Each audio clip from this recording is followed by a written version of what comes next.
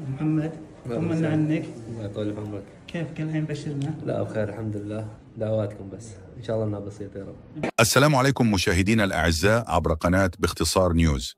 أعلن نادي الهلال السعودي مساء اليوم الأحد عن حجم الإصابة التي تعرض لها قائد الفريق سالم الدوسري خلال مباراة الفريق الأخيرة أمام نادي الرائد ضمن منافسات الجولة 13 من دوري روشن للمحترفين. وفي بيان رسمي نشره النادي عبر حسابه على منصة إكس تويتر سابقا، أوضح أن الأشعة التي أجراها الدوسري أظهرت تعرضه لكسور خفيفة في منطقة الوجه. وأضاف البيان أن اللاعب سيخضع لفحوصات إضافية يوم غد لتحديد الخطة العلاجية المناسبة لحالته.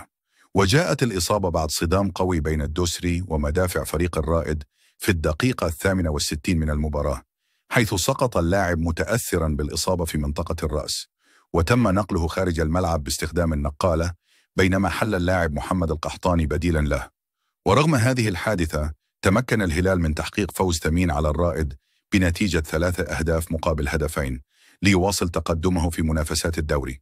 سنبقى معكم على اطلاع حول مستجدات الحالة الصحية لقائد الهلال وتفاصيل خطته العلاجية، متمنين له الشفاء العاجل والعودة القريبة للملاعب.